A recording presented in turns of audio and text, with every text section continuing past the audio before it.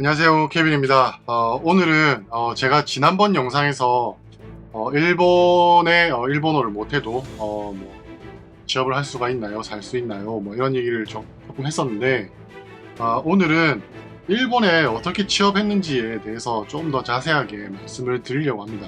지난번 영상에서 제가 아웃소싱 회사를 통해서 일본의 아웃소싱 회사에 또 면접을 보고 해서 또 일본으로 오게 됐다, 이런 말씀을 좀 드렸었는데, 일본에 취업을 하려면 뭐 어떻게 해야 될까, 뭐 이런 얘기들에 관해서 사실 저도 잘 몰라요. 저도 일본에 올 당시에 운 좋게 인터넷으로 찾아서 뭐 한국에 있는 아웃소싱 회사를 통해서 일본 아웃소싱 회사를 거쳐서 일본으로 왔기 때문에 제가 알고 있는 방법은 그 방법밖에 없어요.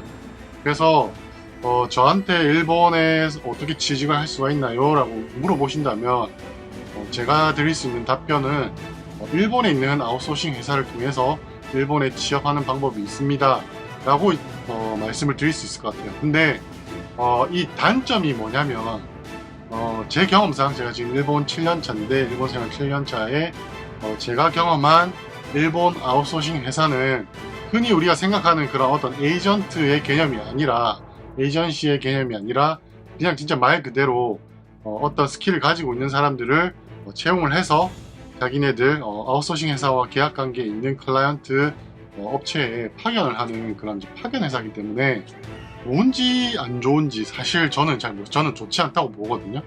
제가 일본 생활을 하면서 경험한 아웃소싱 회사는, 일본 아웃소싱 회사는 그 다음에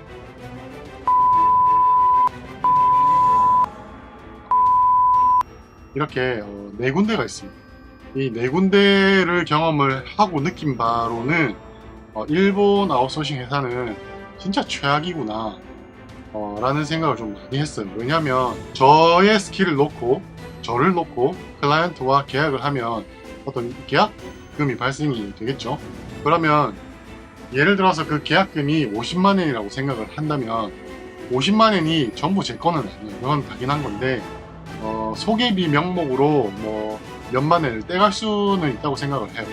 근데 이게 단발성이 아니라 매달 같은 금액을 회사에서, 아웃소싱 회사에서 가져가고 그 나머지 분을 제 월급으로 이제 지급하는 방식인데, 이게 문제가 뭐냐면 예를 들어서 수수료 명목으로 뭐 최대 30%라고 알고 있는데 이게 정확한 건지 아닌지는 잘 모르겠어요. 하지만 이제 예를 들어서 최대 30%라고 놓고 30%를 매달 아웃소싱 회사에서 가져간다고 치면 그에 걸맞는 어떤 관리, 케어 이런 것들이 있어야 되는데 그런 것들이 있냐? 전혀 없습니다. 제가 경험한 이 4개의 회사, 아웃소싱 회사에서는 전혀 그런 게 없었고, 또 더욱이 이 코로나가 발생한 이후부터는 한 달에 한 번 만나서 업무 일지를 전달하던 것도 코로나 발생 이후에는 더 이상 하지 않기 때문에 저를 관리해 주시는 그 관리 담당자, 영업 담당자를 만날 기회가 사실은 이제 거의 없어졌어요.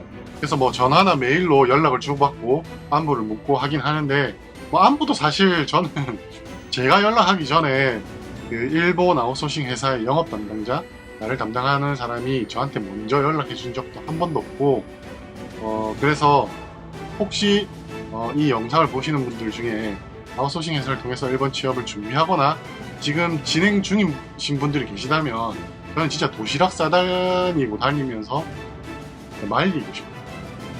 정말 제가 뭐 일본의 기업 문화를 전부 다 아는 건 아니지만, 저는 언제나 뭐 저의 경험을 토대로 이렇게 말씀을 드리지만, 제가 경험한 일본의 기업 문화는 너무 수직적이기도 하고, 너무 수직적이라서 아웃소싱 회사가 클라이언트에 컴플레인을 걸지를 못해요. 그래서 내가 업무하는 데 있어서 어려움이 있거나 조금 불만이 있더라도 내가 그 클라이언트 담당자들에게 직접 말해서도 안 되고, 그런 뭐 어려움이나 불만 같은 것들을 영업 담당자, 우리 회사 영업 담당자에 얘기를 해도 이 사람들이 뭐 그런 부분에 대해서 해결을 위해서 클라이언트에 얘기를 하느냐? 얘기 절대 안 합니다. 제 경험상 뭐 해결된 적도 없고, 뭐 물론 이제 해결하려고 노력해 주신 분들도 몇 분 계시지만, 영업 담당자로서 자기 책임을 다하려고 이렇게 노력해 주신 분들도 계시지만 제 경험상은 뭐 거의 해결된 적이 없고, 그래서 어려움을 겪는 건 본인이고, 또 이런 경우도 있었어요. 예를 들어서 이제 제가 일본 아웃소싱 회사랑 면접을 보면서 A라는 업무에 B라는 업무 내용을 가지고 계약을 하게 되었다라는 안내를 받게 되었어요. 그러면 저는 원래 내가 A라는 그 경력을 가지고 있었기 때문에 A에 관련된 B라는 업무를 하게 되는구나 라고 생각을 하고 이제 파견이 되어서 클라이언트 쪽으로 이제 들어가게 되면 막상 일을 해보면 A라는 업무에 B라는 업무 내용을 한다면 그건 진짜 정말 다행입니다. 근데 제 경험상 본인 경력과는 전혀 관련 없는 그런 다른 일들을 하게 되는 경우도 되게 많았었기 때문에 제가 이제 그런 것들에 대한 컴플레인을 하면 제가 속한 아웃소싱 회사에서는 그러냐 다르냐 그러면 어떡하지? 업무를 바꿀까? 회사를 바꿔줄까? 이렇게 얘기를 하거든요. 근데 모르시는 분들은 바꾸고 싶다 바꿔달라 이렇게 하실 거예요. 그러면 여러분의 급여 명세서에 기본급하고 직무수당이라는 게 있어요. 아웃소싱 회사를 죠.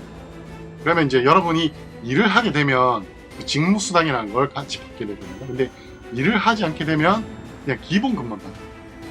기본급이랑 직무수당이랑 더해서 여러분의 급여가 만약에 30만 원이 책정이 됐다면 여러분이 클라이언트 측에서 일을 할 때 30만 원을 받게 되는 거고, 그냥 여러분 일을 안 하고 아웃소싱 회사에 소속된 직원으로서 대기만 한다, 일을 찾을 때까지 대기만 한다 그러면 기본급밖에 안 나요. 그러니까 기본급이 아마 제가 알고 있기로는 뭐 급여 계약 내용에 따라서 좀 다르지만 보통 12만 원에서 시작을 하는 걸로 알고 있어요. 다르다면 죄송합니다. 근데 제가 알고 있기는 그렇게 알고 있기 때문에 12만 원을 받아요. 일을 안 하고 대기만 하고 있으면 12만 원을 받아요. 그러면 12만 원으로 생활이 될까? 당연히 안 되겠죠. 12만 원 받으면 거기서 세금도 떼야 되고, 여러분들 뭐 숙소나 뭐 기숙사나 맨션에서 사신다면 맨션비도 내야 되시고 하면 생활이 안 되는 거죠. 그러면 이제 어쩔 수 없이 울며 겨자 먹기로 본인의 경력과는 전혀 상관없는 일을 또 하게 돼요. 한 달, 두 달, 석 달 하다 보면 내가 속한 아웃소싱 회사의 그 영업 담당자가 따먹은 척해요. 보통. 왜냐면 잘 하고 있거든. 두 달, 석 달. 그럼 본인이 또 계속 그걸 푸시를 해야 돼요. 나 다른 일 할 거다. 다른 일 할 거니까 일을 바꿔달라. 이런 조금 내가 직접 직장을 알아서 들어갔으면 하지 않아도 될 일들을 좀 일본 아웃소싱 회사는 관리를 제대로 해주지 않기 때문에 그런 것들까지 내가 케어를 하고 관리를 해야 되는 그런 사항들이 진짜 많이 발생을 하기 때문에 일본 취업을 하실 생각을 가지고 계신 분들이라면 저는 진짜 일본 아웃소싱 회사에 취직을 해서 어느 다른 기업으로 파견되는 이런 형태의 취업 활동을 하셨으면 좋겠다는 생각을 진짜 많이 하고 있습니다. 물론 이제 아웃소싱 회사를 통해서 어떤 기업에 파견이 되어서 일을 또 잘하고 하면 어떤 그 기업에서 나를 좋게 봐주고 해서 조금 더 개선된 처우라든지 아니면 조금 이제 더 책임감을 가지고 할 수 있는 그런 좀 큰 일들을 주기도 하는데, 여러분들이 일을 아무리 잘한다고 해서 그 파견된 기업의 업체에 정직원으로 되는 거는 일본 노동법상 거의 불가능에 가깝다고 보시면 돼요.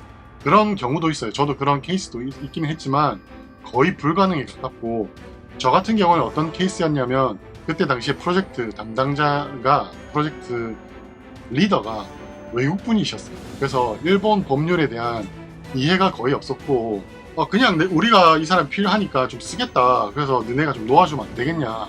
우리는 이 사람을 가지고 좀 프로젝트를 진행을 하고 마무리를 하고 싶다. 라는 이야기가 나와서 제가 운 좋게 이제 정직원이 되어서 프로젝트를 진행을 하고 그 회사에서 뭐 거의 한 2년 가까이 일을 한 케이스가 있는데 지금은 그 회사를 나왔어요. 왜 나왔냐 하면 이거는 뭐 조금 또 다른 얘기가 되지만 이건 다음에 뭐 기회가 되면 또 한번 다뤄보도록 하겠습니다. 그래서 어쨌든 그런 케이스는 있지만 만약에 여러분들이 파견된 업체에 여러분들의 업무 담당을 이제 하시는 분들이 만약에 일본 분들이시라면 조금 고리타분한 얘기들을 많이 할 겁니다. 아, 김상 일을 진짜 잘하는데 같이 일하고 싶은데 뭐 이렇게 전환해줄 방법이 없네. 계속 그런 얘기밖에 약간 희망 고문하듯이 그런 얘기만 좀 많이 하시고 실질적으로 뭐 움직여 주신다거나 그런 일들은 거의 없기 때문에 제가 드리고 싶은 말씀은 아웃소싱 회사를 통해서 일본에 취업이 되어서 일본에서 일을 하시는 것도 뭐 하나의 방법이라면 방법이지만 여러분들이 만족할 만한 수준의 급여 그리고 만족할 만한 수준의 복지 뭐 이런 거는 거의 없기 때문에 다시 한번 재고를 하시는 게 좋을 것 같다는 생각이 들고 가능하시다면 본인이 기업을 찾으셔서 그 기업에 직접 면접을 보시고 그 기업의 정직원으로 파견 사원이 아니라 아웃소싱 회사는 배제하시고 진짜 기업, 산업체에 들어가서 직접 일을 하시는 게 제일 좋은 케이스라고 저는 생각을 합니다. 물론 제가 이제 말씀드린 경우는 어떤 회사에 들어갔을 때의 말씀을 드리는 거고 뭐 요식업계나 뭐 이런 데는 저는 뭐 그런 부분에 대해서는 경험이 없기 때문에 제가 드릴 말씀은 없어요.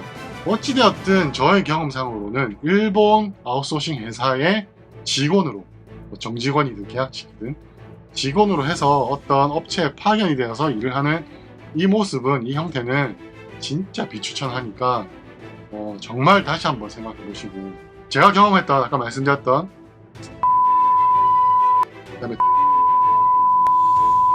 그다음에 이 네 가지 업체는 정말 최악입니다. 제가 이 네 업체밖에 경험을 하지 못해서 다른 업체들은 뭐 어떤지 저떤지 제가 말씀을 못 드리지만 제가 경험했던 이 네 가지 업체는 정말 최악이고 제가 아마 이거는 영상으로 올릴 때쯤이면 다 이제 모자이크 처리를 하거나 피 처리를 해서 업체명이 정확하게 드러나지 않도록 하겠지만 아마 이 대충 여기 뭐 로고 같은 거 제가 뿌옇게 처리를 해서 관심 있으신 분들은 조금 알아보실 수 있게끔 그러나 제가 직접적인 언급은 하지 않는 것처럼 보이는 그런 형태로 지금 공유를 해드릴 테니까 진짜 웬만하면 이 네 업체는 피하시는 게 좋고 근데 이 네 업체가 일본에서는 탑 클래스예요.